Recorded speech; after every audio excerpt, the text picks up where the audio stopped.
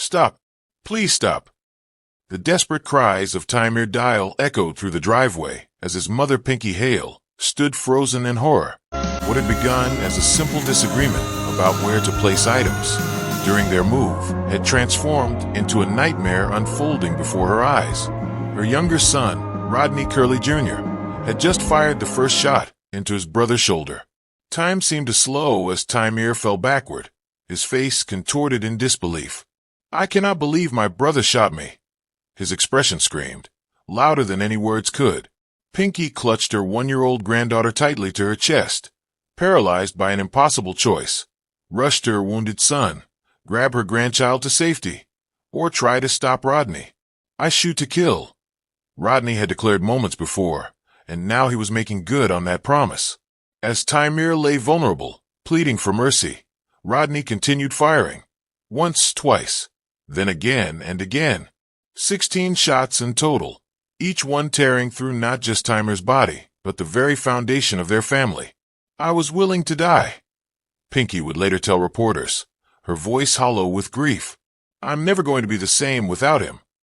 In that single moment on October 3rd, 2023, she lost not one son, but two. Before that fateful autumn day, the Hale Dial family embodied the ordinary struggles and joys of life in Cleveland, Ohio. Pinky Hale raised her sons with determination and love, watching as they grew into young men with distinct personalities. 23-year-old Timir had blossomed into what many described as a ray of light: a responsible security guard at a local school, a devoted father to his 1-year-old daughter, and a stabilizing presence in the family. 19-year-old Rodney walked a different path.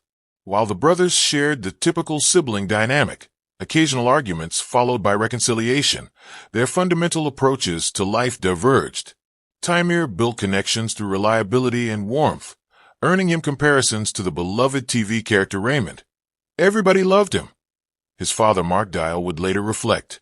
The family was in transition that October, moving into a new home on East 127th Street. A fresh start that held promise for better days ahead, until violence shattered everything they knew. Have you ever witnessed a family argument escalate beyond control? The tragedy of the Hale Dial family forces us to confront uncomfortable questions about conflict within our homes.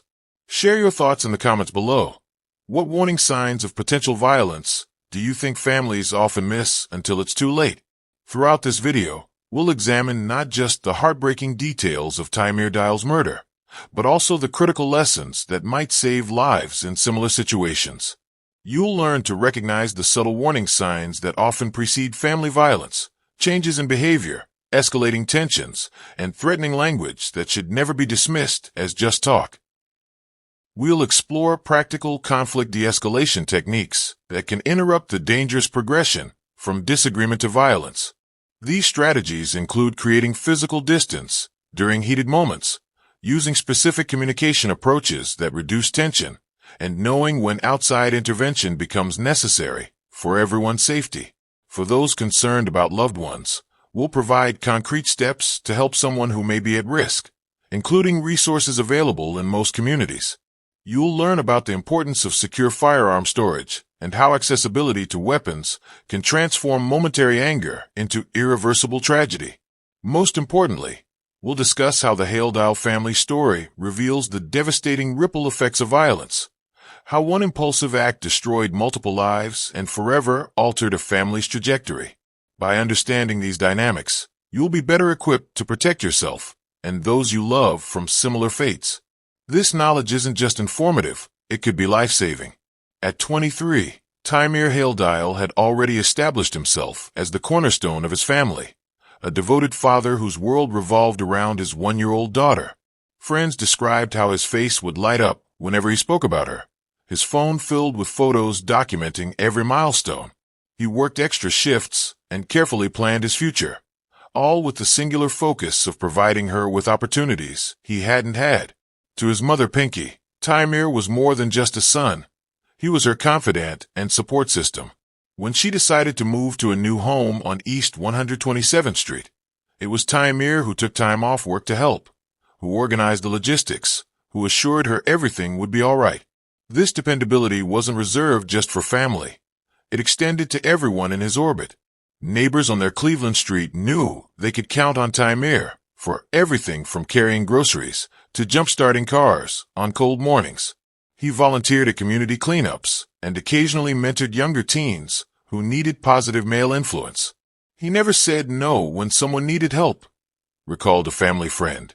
That's just who he was, someone who showed up, who followed through, who cared enough to put others first. This generosity of spirit made his sudden, violent death all the more incomprehensible to those who knew him. Tymer found his professional calling as a security guard at a local Cleveland school, where he transformed what could have been a purely enforcement role into something far more meaningful. Rather than simply monitoring hallways, he built genuine connections with students, learning their names, stories, and struggles. For many troubled teens, Tymer became the adult they would seek out when problems arose at home or with peers. His approach combined firm boundaries with genuine compassion. He could diffuse tense situations with a few quiet words where others might have escalated to disciplinary action. He had this gift, one teacher later shared, of making kids feel both respected and accountable at the same time. The school's unprecedented decision to close for a day of mourning after his death spoke volumes about his impact.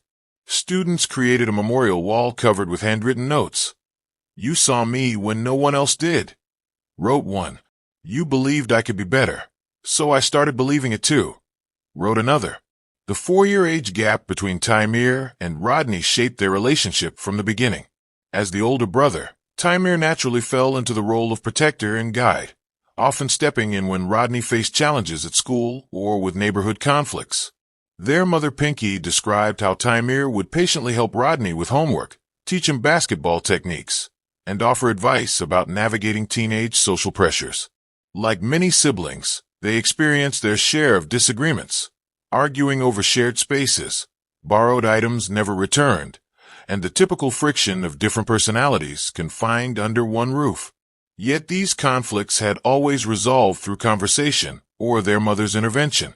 They were just normal brothers, Pinky would later tell investigators, her voice breaking. They'd fight one minute and be laughing the next. What remained unspoken until after the tragedy was how Tymer had grown increasingly concerned about Rodney's new friends and his brother's fascination with firearms, concerns he had shared privately with his mother just weeks before his death. There's pain and a family torn apart as a man learns his punishment for killing his own brother, shooting him 16 times. Emotion spilling outside of the courtroom. Exactly right. The families for each of the brothers fighting in the hallway. Seconds later, new at 6, Brittany Weir with what sparked screaming, yelling, and that near fight in the courthouse. A fight broke out right after the sentencing for Rodney Curley. He is charged with killing his own brother. Both families screaming at each other in the hallway right outside the courtroom. The father of the victim upset because he wasn't present when the sentence was handed down.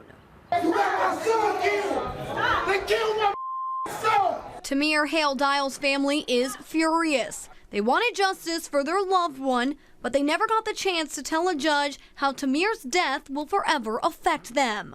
My son had a father, and I'm here, and I was present. He's dead. He's not here. 20-year-old Rodney Curley convicted of murdering Tamir. The two men were half-brothers. Tamir's family tells me there was some sort of mix-up over the time of today's sentencing. After learning of this, Judge Margaret Russo pulled Tamir's family into the courtroom, apologizing for any confusion. I never told anybody anywhere to tell anybody they couldn't come in. This is a public courtroom. You're all allowed in. Raymond Curley was convicted of involuntary manslaughter along with other charges. The prosecution revealing that Raymond shot Tamir 16 times as he tried to run away. Tymer made a statement to his brother, Mr. Curley, "You're not anything without your gun." And Rodney's response was, "I don't fight, I kill. I shoot to kill." Rodney and Tamir's mother in tears as she took the stand, explaining how she lost both of her sons that day. And I know he did what he did, and he ruined my life. And he took Tymer's life, and he ruined his own life. Rodney was sentenced to 23 years in prison. As part of a plea deal, the mother of both boys signed off on a lesser sentence. Normally, everyone, including the victim's family, needs to be aware of the plea deal. However, Tamir's father said he never knew. She should have never been able to sign off on something when she was the main person, the reason why my son is dead. The father of the victim handed the judge the letter that he never got to read in court, wondering if it would have made a difference. In Cleveland, Brittany Weir, 19 News. Tymir's aunts, uncles, and cousins shared stories that painted a portrait of a young man who lived with purpose and compassion. His grandmother recalled how he would visit her every Sunday, helping with household repairs and listening to her stories about family history. He wanted to know where he came from, she explained, so he could better understand where he was going. The family established a trust fund for Tymir's daughter, determined that she would have the educational opportunities her father had dreamed of providing. His legacy lives in her, they stated, and in all of us who carry his memory forward. For Pinky Hale, the aftermath of October 3rd brought a unique form of grief, mourning one's son while reckoning with the actions of another. I lost both my boys that day, she confessed during a quiet moment after the sentencing, one to death and one to prison.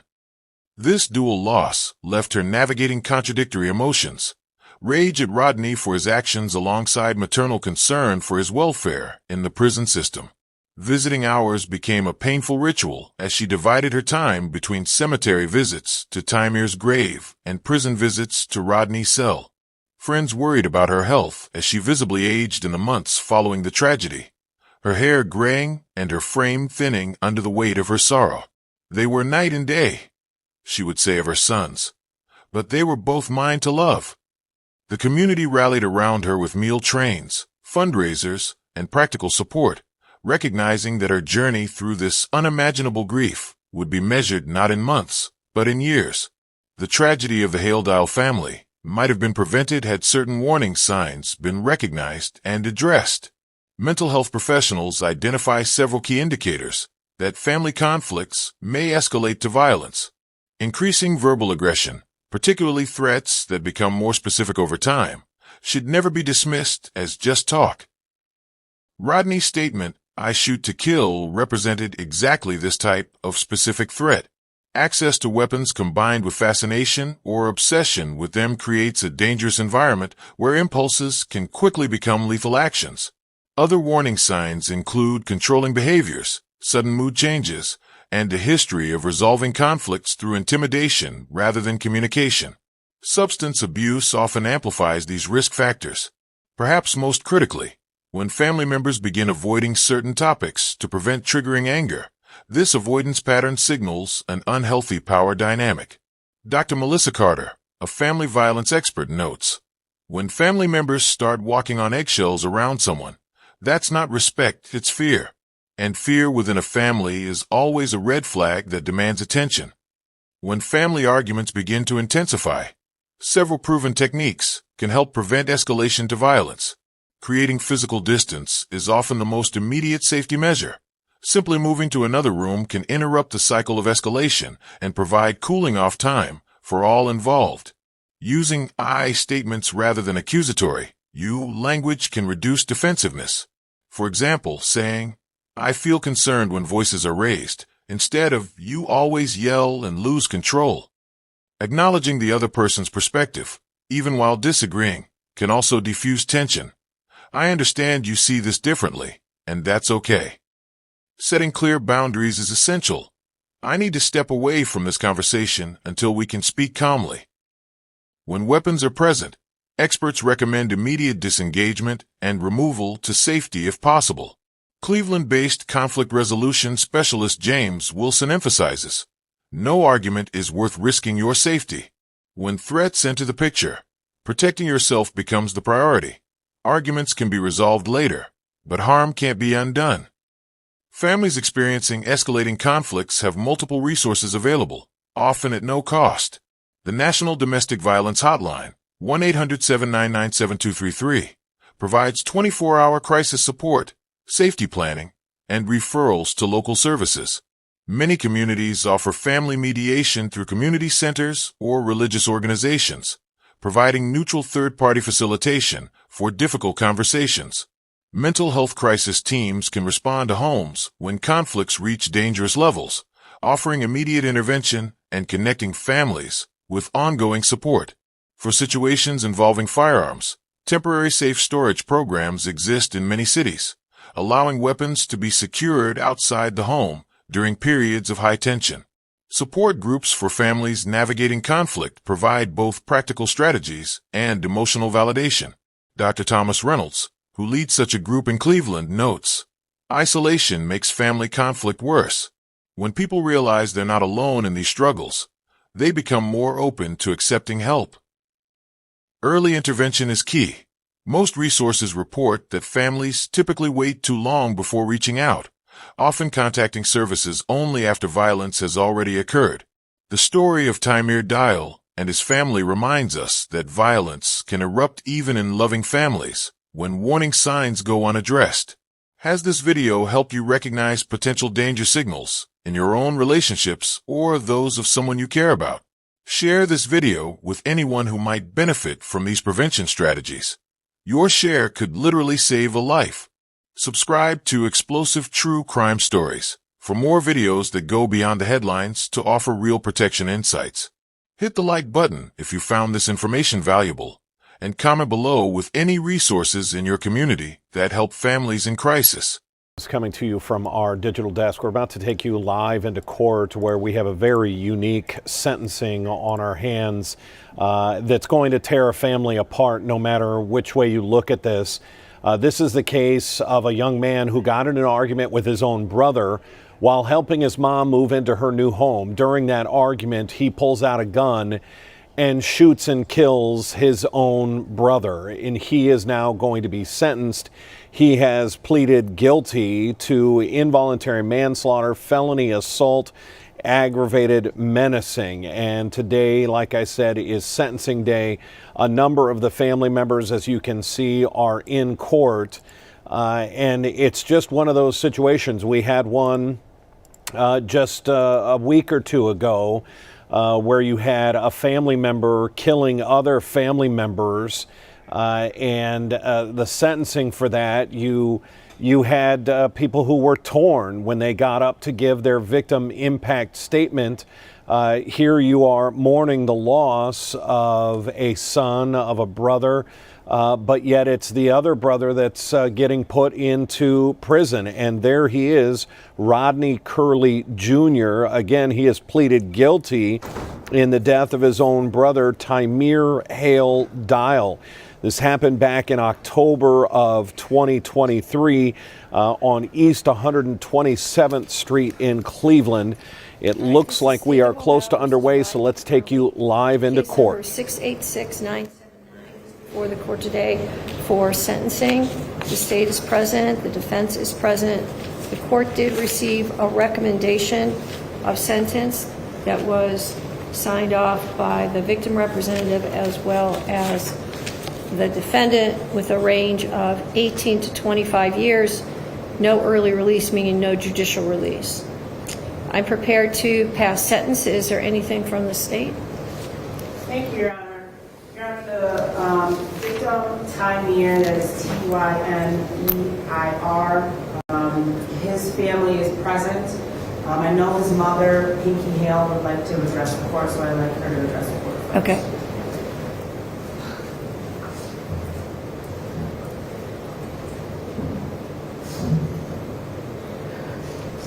Again, a very unique situation here. You have a mother of both individuals in the case, the individual who was shot and killed and the young man who's about to be sentenced. My name is Pinky Hale. P-I-N-K-I-H-A-L-E.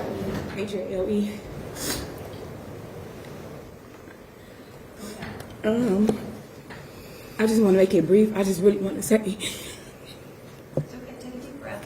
Okay, great. Take all the time you need. I just really want to say that I love Rodney so much. I love him so much. And I hate that all this is happening. And I love Taimir so much. And I miss them both so much. And it's just a terrible. I don't even know what to say. It's terrible. But that day was the worst day of my life.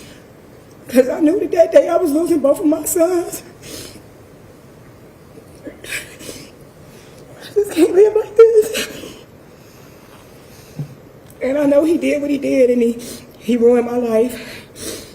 And he took Tymir's life, and he ruined his own life. He's so young. And I just wanted to let him know that I love him.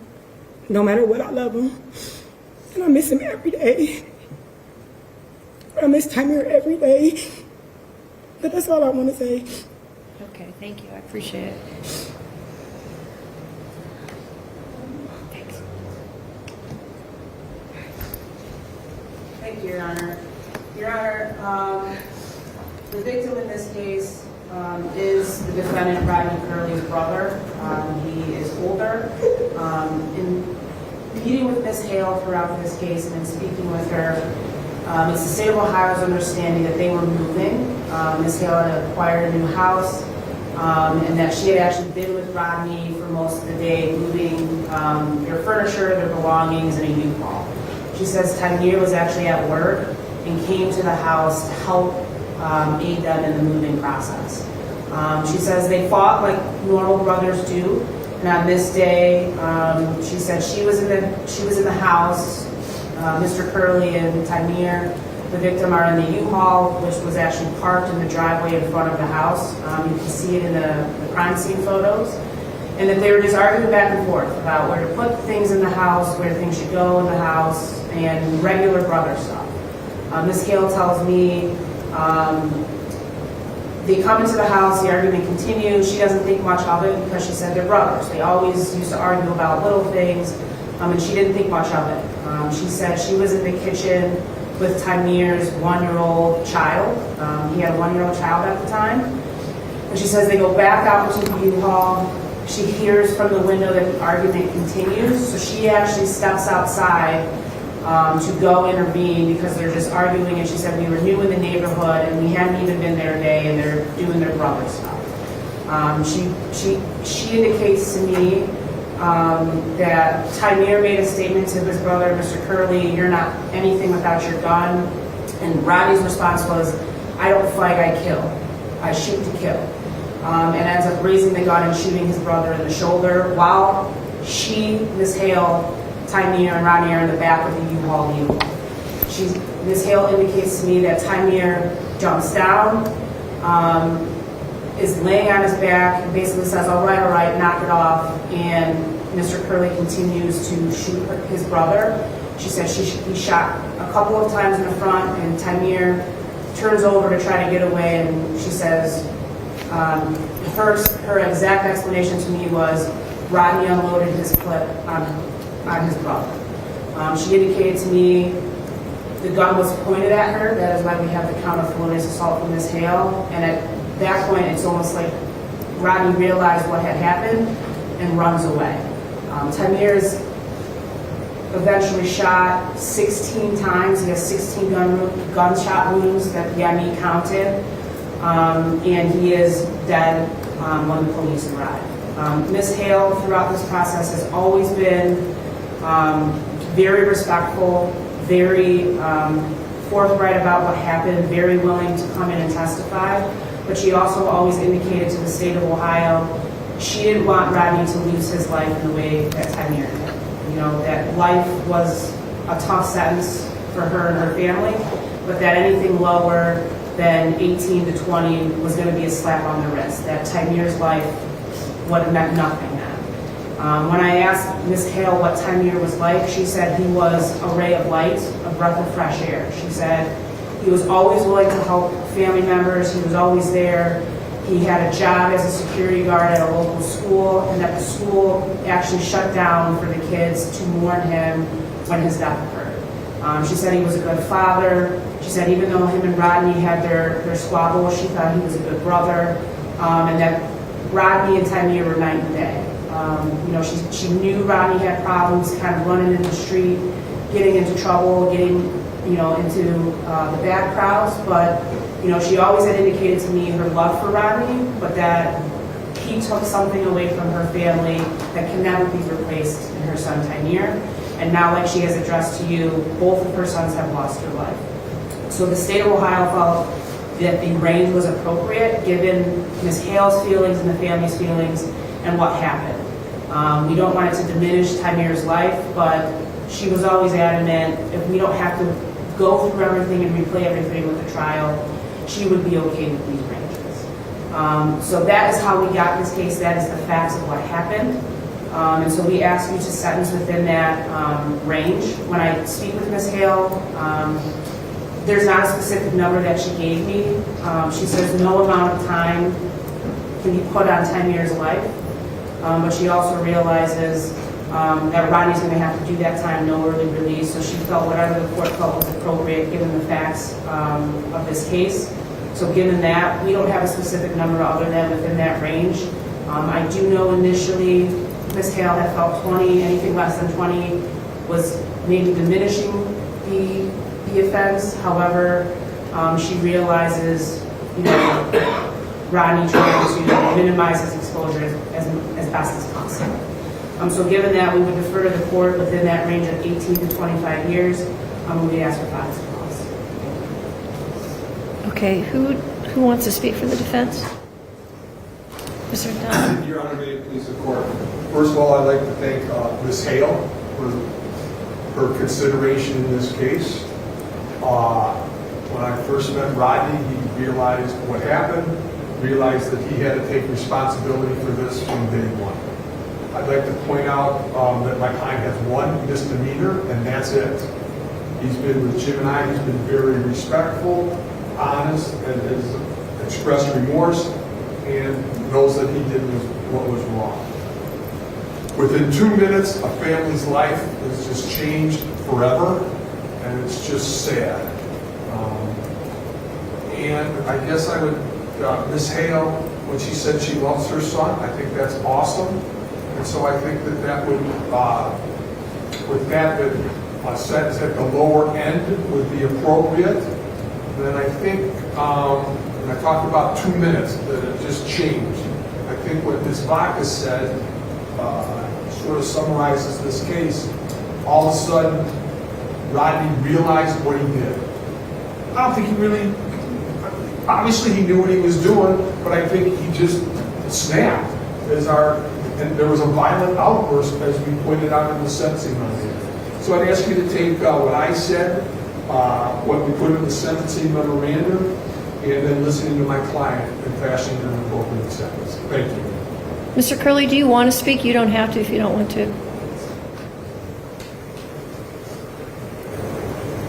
Can you keep your voice up? Can I turn to them? Sure. I want to tell y'all that I love y'all so much. And I'm sorry. And I was like, I gotta take it back and redo it the whole day. I love y'all so much. Not anything in the world to take it all back.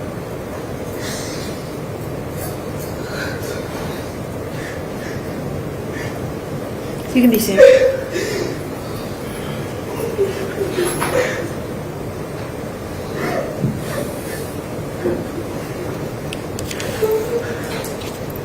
So, Mr. Curley, it's such a disturbing case, and there's so many moments that you could have made different decisions, from walking away from an argument to not pulling out a gun to even stopping at one bullet. Why did you keep shooting?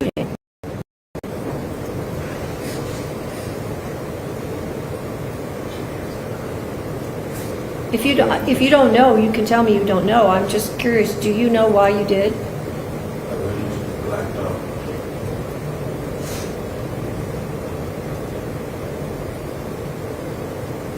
Judge, he said he blacked out. When did you realize that you'd killed your brother?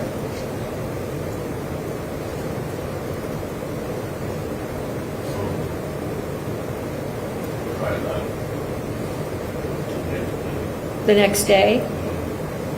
You didn't realize that he was likely dead when you ran?